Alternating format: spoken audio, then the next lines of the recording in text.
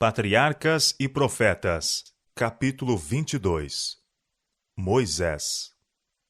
O povo do Egito, a fim de suprir-se de alimento durante a fome, vendera à coroa seu gado e terras, e finalmente prendera-se à servidão perpétua. José proveu sabiamente o seu livramento, permitiu-lhes que se tornassem arrendatários reais, conservando as terras do rei, e pagando um tributo anual de 1/5 dos produtos de seu trabalho. Mas os filhos de Jacó não estavam na necessidade de adotar essas condições. Por causa do serviço que José prestara à nação egípcia, não somente lhes foi concedida uma parte do país como morada, mas estiveram isentos de imposto e foram liberalmente supridos de alimento enquanto perdurou a fome. O rei publicamente reconhecia que fora pela misericordiosa interferência do Deus de José que o Egito gozava abundância, enquanto outras nações estavam a perecer de fome. Via também que a administração de José havia enriquecido grandemente o reino, e sua gratidão cercou a família de Jacó do favor real. Mas, passando-se o tempo, o grande homem a quem o Egito tanto devia, e a geração abençoada pelos seus labores, desceram ao túmulo. E levantou-se um novo rei sobre o Egito, que não conhecera a José. Êxodo capítulo 1 e capítulo 2, versos 1 a 10. Não que ignorasse os serviços de José à nação, mas não desejava reconhecê-los, e quanto possível, queria sepultá-lo no ouvido. Eis que o povo dos filhos de Israel é muito e mais poderoso do que nós. Eia, usamos sabiamente para com ele, para que não se multiplique e aconteça que, vindo guerra, ele também se ajunte com os nossos inimigos e peleje contra nós e suba da terra. Os israelitas já se haviam tornado muito numerosos, frutificaram e aumentaram muito e multiplicaram-se, e foram fortalecidos grandemente, de maneira que a terra se encheu deles. Sob o cuidado amparador de José e o favor do rei que então governava, tinham-se eles espalhado rapidamente pelo país, mas haviam se conservado como uma raça distinta, nada tendo em comum com os egípcios, nos costumes ou na religião, e seu número crescente excitava agora os temores do rei e de seu povo. Não acontecesse, em caso de guerra, se unissem eles com os inimigos do Egito. Contudo, a prudência vedava o seu banimento do país. Muitos deles eram hábeis e inteligentes operários e contribuíam grandemente para a riqueza da nação. O rei necessitava de tais trabalhadores para a ereção de seus magnificentes palácios e templos. Conseguintemente, ele os equiparou aos egípcios, que com suas posses se haviam vendido ao reino. Logo foram postos sobre eles maiorais de tarefas, e tornou-se completa sua escravidão. E os egípcios faziam servir os filhos de Israel com dureza. Assim lhes fizeram amargar a vida, com dura servidão, em barro e em tijolos, e com todo o trabalho no campo, com todo o serviço em que o serviam com dureza. Mas quanto mais o afligiam, tanto mais se multiplicava e tanto mais crescia. O rei e seus conselheiros tiveram a esperança de subjugar os israelitas com rude trabalho, e assim diminuir seu número e aniquilar-lhes o espírito independente. Fracassando na realização de seu propósito, recorreram a medidas mais cruéis. Foram expedidas ordens às mulheres cujo emprego lhes dava oportunidade para executar o mandado, a fim de destruírem as crianças hebreias do sexo masculino ao nascerem. Satanás foi um instigador disto. Sabia que um libertador deveria levantar-se entre os israelitas, e levando o rei a destruir seus filhos, esperava frustrar o propósito divino. As mulheres, porém, temiam a Deus e não ousavam executar o cruel mandado. O Senhor aprovou o procedimento delas e prosperou-as. O rei, irado pelo fracasso de seu desígnio, tornou a ordem mais insistente e ampla, a dar caça e a matar as suas vítimas indefesas. Então ordenou Faraó a todo o seu povo, dizendo: a todos os filhos que nascerem lançareis no rio, mas a todas as filhas guardareis com vida. Enquanto este decreto estava em pleno vigor, um filho foi nascido a Anrão e Joquebede, israelitas devotos da tribo de Levi. A criança era um menino formoso, e os pais, crendo que o tempo do libertamento de Israel se estava aproximando, e que Deus levantaria um libertador para seu povo, resolveram que seu filhinho não fosse sacrificado. A fé em Deus fortaleceu seu coração, e não temeram o mandamento do rei. Hebreus capítulo 11, verso 23. A mãe conseguiu esconder a criança durante 3 meses. Então, achando que não mais a poderia conservar sem perigo, preparou uma pequena arca de junco, tornando-a impermeável por meio de betume e pés. E pondo nela a criança, colocou-a entre os juncos à margem do rio. Não ousou ficar para vigiá-la, com receio de que a vida da criança e a sua própria vida se perdessem. Mas sua irmã Miriam deteve-se perto, aparentemente indiferente, mas observando ansiosa para ver o que seria de seu irmãozinho. E havia outros vigias. As orações fervorosas da mãe haviam confiado seu filho ao cuidado de Deus. E anjos invisíveis pairavam sobre o seu humilde lugar de descanso. Os anjos encaminharam a filha de Faraó para ali.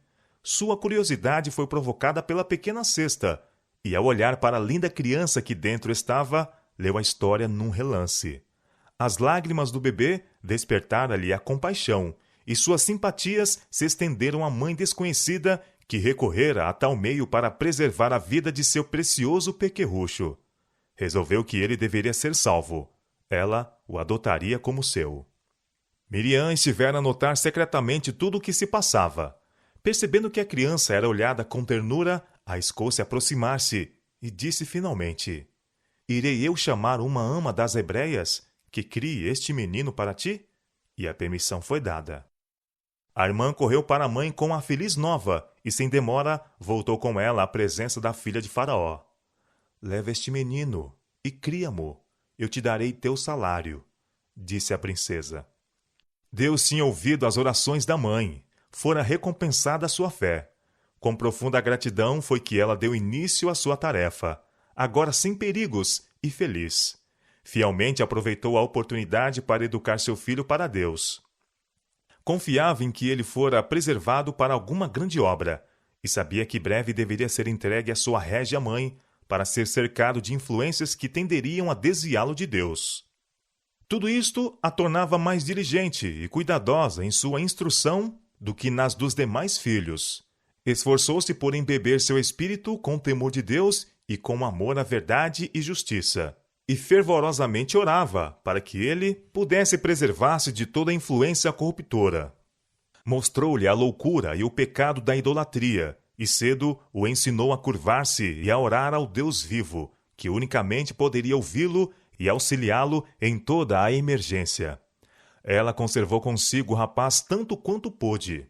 Foi, porém, obrigada a entregá-lo quando ele teve aproximadamente 12 anos. Foi levado de sua humilde choupana ao palácio real, para a filha de Faraó, e se tornou seu filho. Contudo, mesmo ali, ele não perdeu as impressões recebidas na infância. As lições aprendidas ao lado de sua mãe não as esquecia. Era um escudo contra o orgulho, a incredulidade e o vício, que medravam por entre os esplendores da corte. De que grande alcance em seus resultados foi a influência daquela mãe hebreia, sendo ela, entretanto, uma exilada e escrava.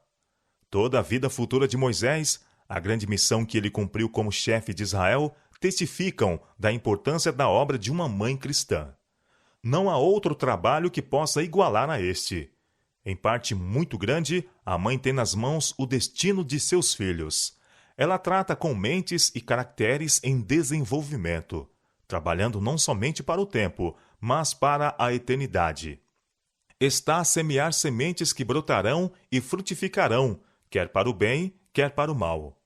Ela não tem a desenhar formas de belezas na tela, ou esculpi-las no mármore, mas imprimir na alma humana a imagem do divino.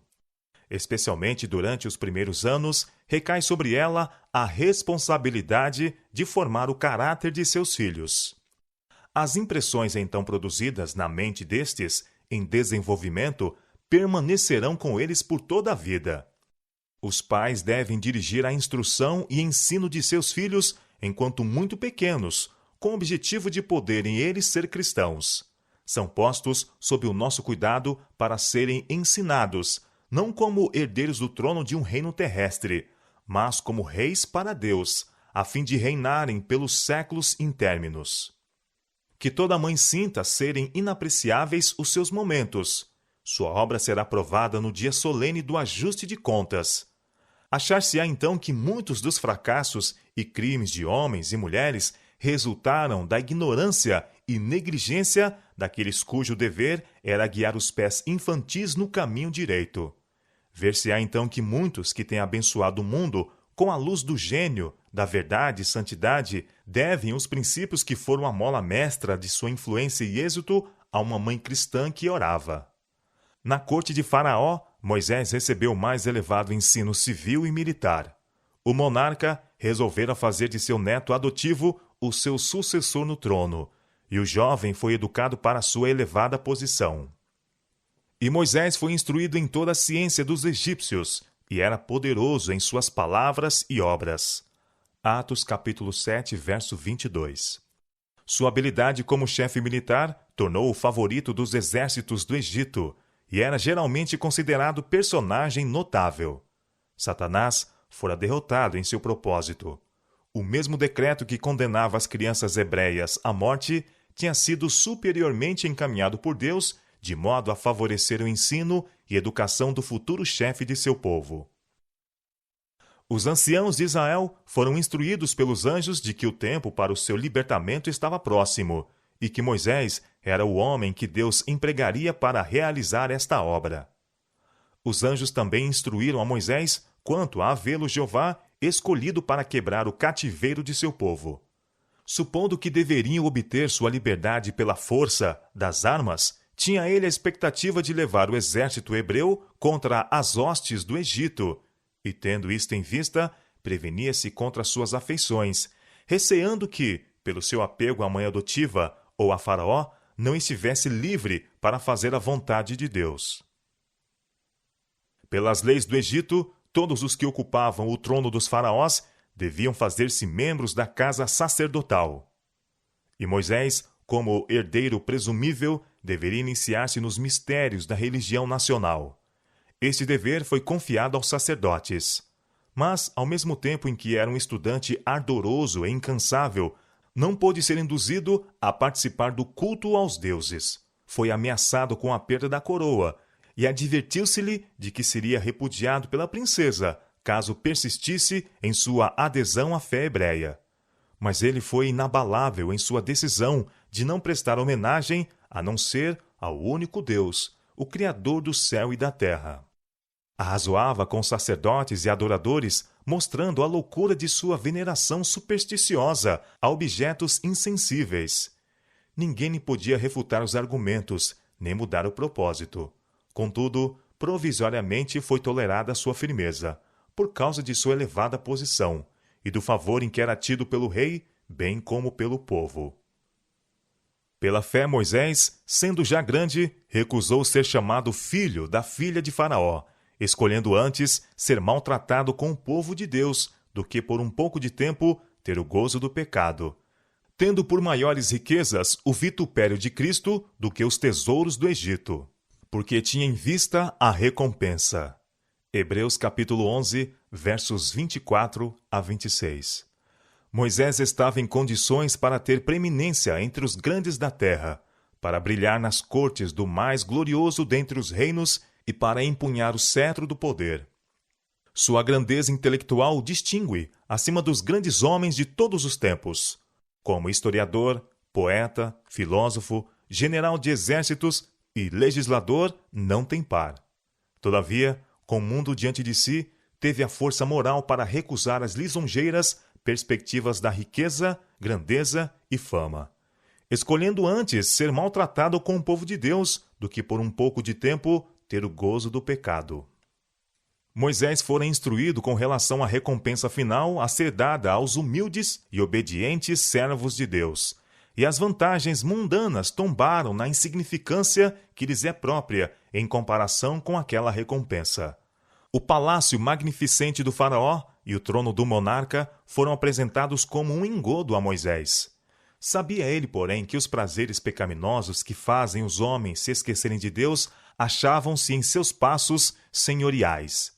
Ele olhava para além do magnífico palácio, para além da coroa do monarca, para as altas honras que serão conferidas aos santos do Altíssimo, em um reino incontaminado pelo pecado. Viu pela fé uma coroa incorruptível que o Rei do Céu colocaria sobre a fronte do vencedor. Esta fé o levou a desviar-se dos nobres da terra e unir-se à nação humilde, pobre e desprezada, que preferia obedecer a Deus a servir ao pecado. Moisés ficou na corte até a idade de 40 anos.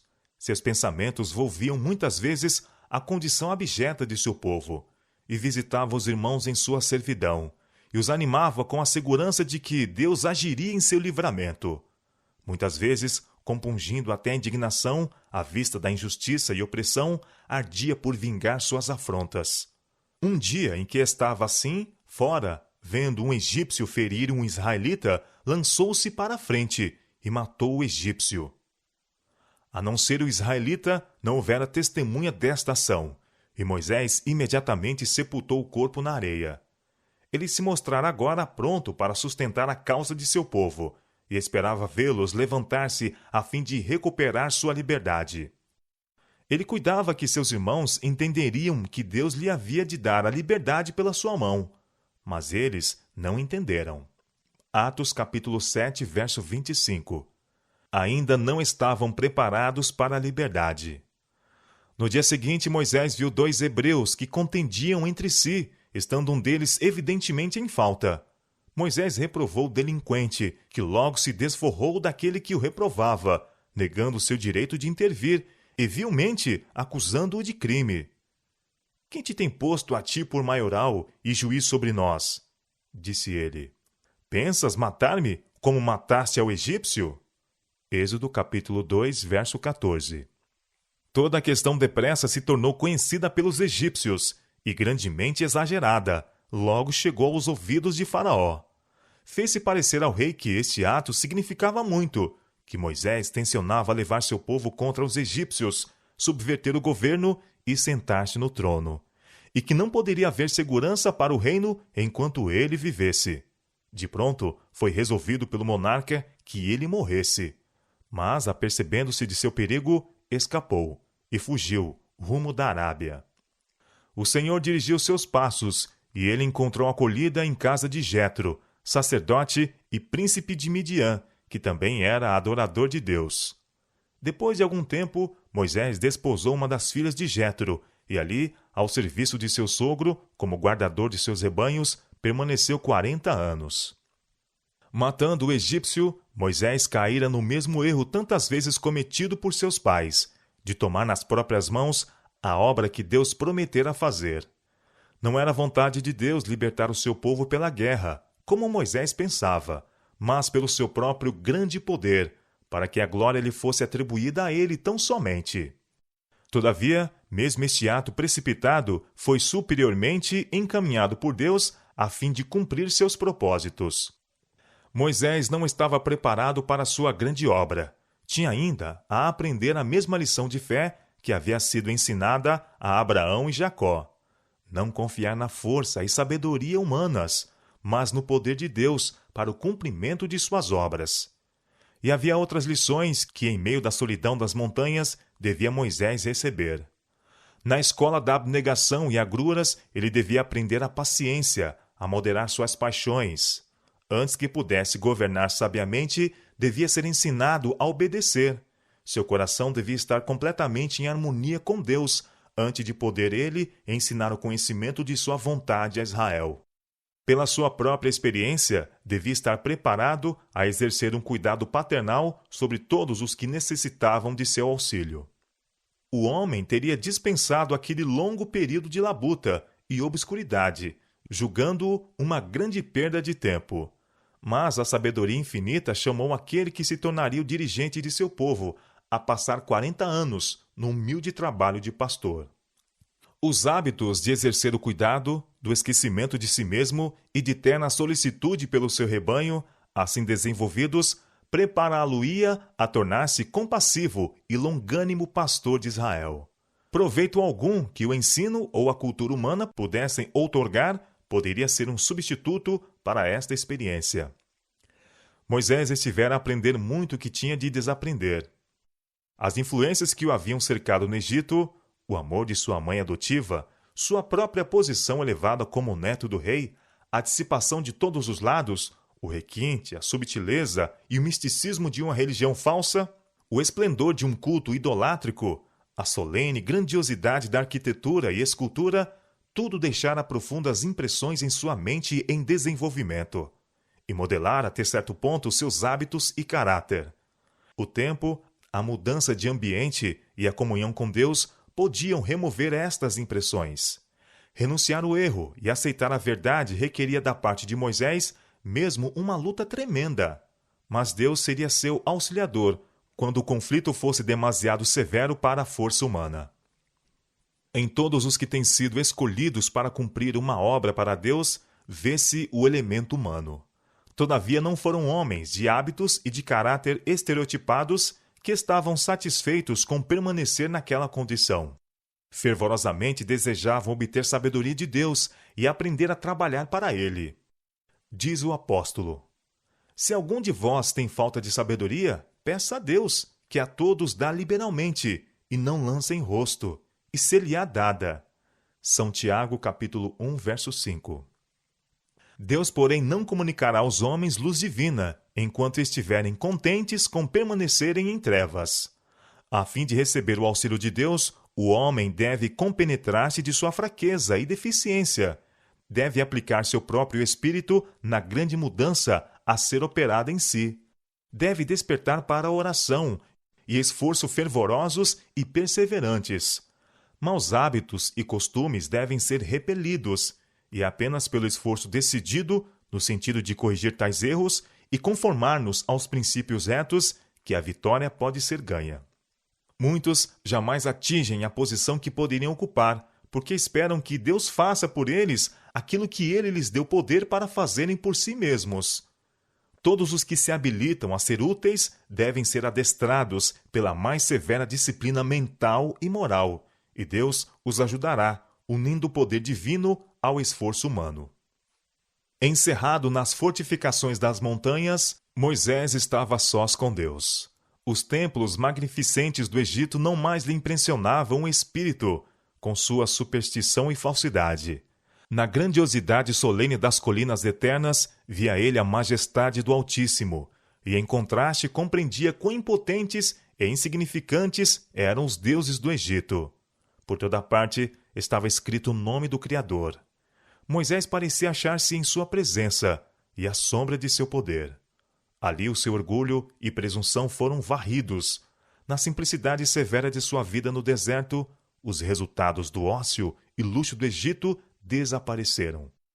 Moisés tornou-se paciente, reverente e humilde, muito manso, mais do que todos os homens que haviam sobre a terra, e contudo, forte na fé que ele tinha no poderoso Deus de Jacó. Enquanto os anos se passavam e vagueava ele com seus rebanhos nos lugares solitários, ponderando na situação opressa de seu povo, reconsiderava o trato de Deus para com seus pais e as promessas que eram a herança da nação escolhida, e suas orações por Israel ascendiam de dia e de noite. Anjos celestiais derramavam sua luz em redor dele. Ali, sob a inspiração do Espírito Santo, escreveu o livro do Gênesis.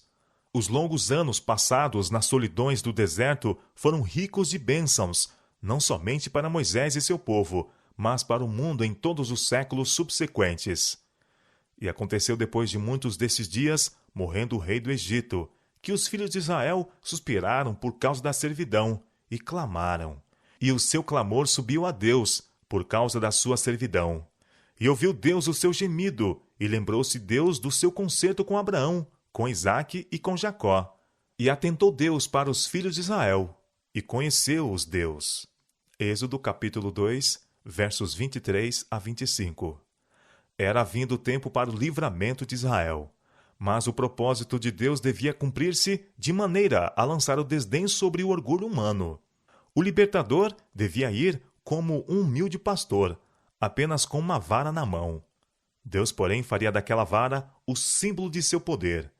Guiando seus rebanhos um dia perto de Horebe, o monte de Deus, Moisés viu uma sarça em chamas, estando ramos, folhagem e tronco tudo a arder, não parecendo todavia consumir-se. Aproximou-se para ver a maravilhosa cena, quando uma voz da labareda o chamou pelo nome. Com lábios trêmulos, respondeu: Eis-me aqui. Advertiu-se-lhe que não se aproximasse irreverentemente. Tira os teus sapatos de teus pés, porque o lugar em que tu estás é terra santa. Eu sou o Deus de teu pai, o Deus de Abraão, o Deus de Isaque e o Deus de Jacó. Era aquele que, como o anjo do concerto, se revelara aos pais nos séculos passados. E Moisés encobriu seu rosto, porque temeu olhar para Deus. A humildade e a reverência devem caracterizar o comportamento de todos os que vão à presença de Deus. Em nome de Jesus, podemos ir perante Ele com confiança. Não devemos, porém, aproximar-nos dele com uma ousadia presunçosa, como se ele estivesse no mesmo nível que nós outros. Aos que se dirigem ao grande Todo-Poderoso e Santo Deus, que habita na luz inacessível, como se dirigissem a um igual, ou mesmo inferior. Aos que se portam em sua casa, conforme não imaginariam fazer na sala de audiência de um governador terrestre. Tais devem lembrar-se de que se acham à vista daquele a quem serafins adoram, perante quem os anjos velam o rosto. Deus deve ser grandemente reverenciado.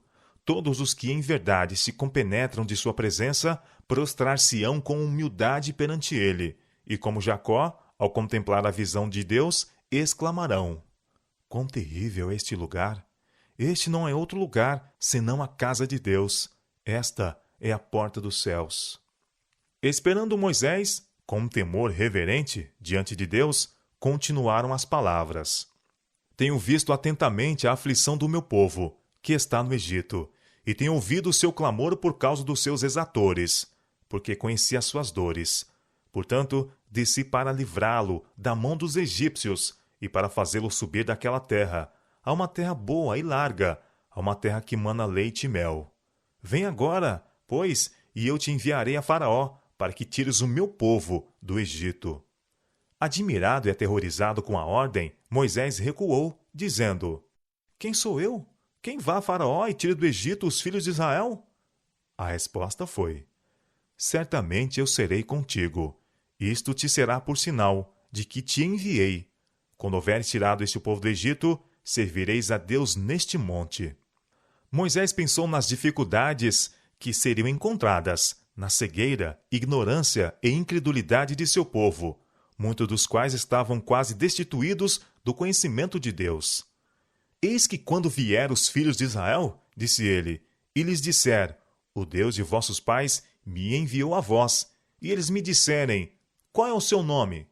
Que lhes direi? A resposta foi: Eu sou o que sou. Assim dirás aos filhos de Israel: Eu sou, me enviou a vós. Moisés recebeu ordem de congregar primeiramente os anciãos de Israel, os mais nobres e justos entre eles, os quais desde muito se haviam afligido por causa de seu cativeiro, e declarar-lhes uma mensagem de Deus com uma promessa de livramento. Devia então ir com os anciãos perante o rei e dizer-lhe: O Deus dos hebreus nos encontrou. Portanto, deixa-nos agora ir caminho de 3 dias no deserto, para que ofereçamos sacrifícios ao Senhor. Moisés fora prevenido de que Faraó resistiria ao apelo de deixar ir Israel. Todavia, a coragem do servo de Deus não devia faltar, pois o Senhor com isto aproveitaria a ocasião para manifestar seu poder perante os egípcios e perante o seu povo. Eu estenderei a minha mão e ferirei-o ao Egito com todas as minhas maravilhas, que farei no meio dele. Depois vos deixará sair. Foram também dadas instruções quanto às provisões que deviam fazer para a viagem. O Senhor declarou: Acontecerá que quando sairdes, não saireis vazios, porque cada mulher pedirá à sua vizinha e à sua hóspeda vasos de prata e vasos de ouro e vestidos. Os egípcios tinham enriquecido pelo trabalho injustamente exigido dos israelitas, e como estes estavam para partir em viagem para sua nova morada, era justo que reclamassem a recompensa de seus anos de labuta. Deviam pedir artigos de valor, que pudessem ser facilmente transportados, e Deus lhes daria graça aos olhos dos egípcios. Os grandes prodígios operados para o seu livramento aterrorizariam os opressores, de maneira que o pedido dos escravos seria satisfeito.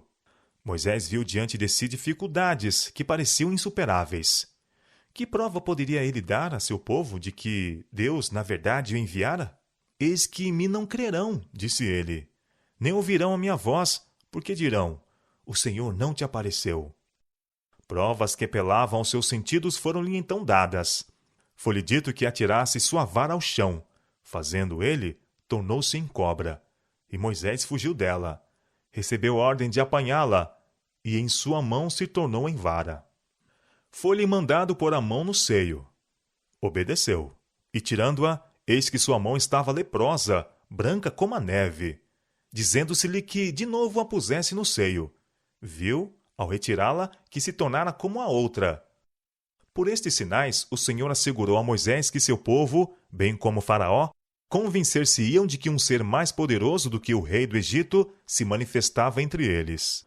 Mas o servo de Deus ainda se deixava vencer pelo pensamento da estranha e maravilhosa obra que diante dele estava. Em sua aflição e temor, agora alegava como desculpa a falta de uma fala desembaraçada. Ah, Senhor, eu não sou homem eloquente, nem de ontem, nem de anteontem, nem ainda desde que tens falado a teu servo, porque sou pesado de boca e pesado de língua. Durante tanto tempo havia ele estado afastado dos egípcios, que não tinham conhecimento tão claro e um uso tão pronto da língua, como quando estivera entre eles. O Senhor lhe disse, quem fez a boca do homem? Ou quem fez o mudo, ou surdo, ou o que vê, ou o cego? Não sou eu, o Senhor? A isto acrescentou-se outra segurança do auxílio divino. Vai, pois, agora, e eu serei com a tua boca, e te ensinarei o que hás de falar. Mas Moisés ainda rogou que fosse escolhida uma pessoa mais competente. Estas recusas, a princípio, procederam da humildade e retraimento, mas depois que o Senhor prometera remover todas as dificuldades e dar-lhe afinal o êxito, qualquer nova recusa e queixa a respeito de sua inaptidão mostravam falta de confiança em Deus. Isto envolvia um receio de que Deus fosse incapaz de habilitá-lo para a grande obra, para a qual o chamara, ou de que houvesse ele cometido um erro na escolha do homem. Moisés então foi mandado ir ter com Arão, seu irmão mais velho, que tendo estado em uso diário da língua dos egípcios, podia falá-la perfeitamente. Foi-lhe dito que Arão vinha a seu encontro. As palavras seguintes do Senhor foram uma ordem positiva.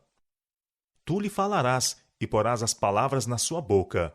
Eu serei com a tua boca e com a sua boca, ensinando-vos o que haveis de fazer. E ele falará por ti ao povo. E acontecerá que ele te será por boca, e tu lhe serás por Deus. Toma, pois, esta vara na tua mão, com que farás os sinais. Moisés não mais poderia opor resistência, pois todo motivo de escusa fora removido. A ordem divina dada a Moisés encontrou sem confiança em si, tardo no falar e tímido. Sentia-se vencido pela intuição de sua incapacidade de ser o porta-voz de Deus para Israel. Havendo, porém, aceito o trabalho, deu-lhe início com todo o coração, depositando toda a confiança no Senhor. A grandeza de sua missão chamava à atividade as melhores faculdades de seu espírito. Deus lhe abençoou a pronta obediência, e ele se tornou eloquente, esperançoso e senhor de si, e bem adaptado para a maior obra que já foi entregue ao homem. Isto é um exemplo do que Deus faz para fortalecer o caráter daqueles que nele confiam amplamente e dar-lhes, sem reserva, as suas ordens. O homem adquirirá força e eficiência ao aceitar as responsabilidades que Deus põe sobre ele e procurar de toda a sua alma qualificar-se para arrostar devidamente com ela. Por humilde que seja a sua posição ou limitada a sua habilidade, atingirá a verdadeira grandeza o homem que, confiando na força divina, procura efetuar sua obra com fidelidade. Houvesse Moisés confiado em sua própria força e sabedoria, e com avidez aceito o grande encargo, e teria evidenciado sua completa inaptidão para tal obra. O fato de que um homem sente a sua fraqueza é, ao menos, alguma prova de que ele se compenetra da magnitude da obra a ele designada, e de que fará de Deus seu conselheiro e força. Moisés voltou a seu sogro e exprimiu o desejo de visitar seus irmãos no Egito. Jetro deu-lhe consentimento com a bênção: vá em paz. Com a esposa e os filhos, Moisés pôs-se em caminho. Não ousara dar a conhecer o objetivo de sua missão, receando não fosse permitido que o acompanhassem. Antes de chegar ao Egito, entretanto, ele mesmo achou melhor, para a segurança deles, mandá-los voltar para casa, em Midian. Um temor secreto de Faraó e dos egípcios, cuja ira se acendera contra ele 40 anos antes, tornara Moisés ainda mais relutante em voltar ao Egito. Mas depois que se dispusera a obedecer à ordem divina, o Senhor lhe revelou que seus inimigos eram mortos. Em caminho, quando vinha de Midian, Moisés recebeu uma advertência assustadora e terrível a respeito do desagrado do Senhor. Um anjo apareceu-lhe de maneira ameaçadora, como se o fosse imediatamente destruir. Explicação alguma se dera. Moisés, porém, lembrou-se de que havia desatendido um dos mandados de Deus. Cedendo à persuasão de sua esposa, negligenciara efetuar o rito da circuncisão em seu filho mais moço. Deixara de satisfazer a condição pela qual seu filho poderia ter direito às bênçãos do concerto de Deus com Israel. E tal negligência por parte do dirigente escolhido de Deus não poderia senão diminuir a força dos preceitos divinos sobre seu povo. Zípora, temendo que seu marido fosse morto, efetuou ela mesma o rito, e o anjo então permitiu a Moisés que prosseguisse com a jornada. Em sua missão junto a Faraó, devia Moisés ser colocado em posição de grande perigo. Sua vida unicamente podia preservar-se pela proteção de santos anjos. Enquanto vivesse, porém, na negligência de um dever conhecido, não estaria livre de perigo, pois que não poderia estar escudado pelos anjos de Deus. No tempo de angústia, precisamente antes da vinda de Cristo, os justos serão preservados pelo ministério de anjos celestiais. Não haverá segurança para o transgressor da lei de Deus. Os anjos não poderão proteger, então, aqueles que estão a desrespeitar um dos preceitos divinos.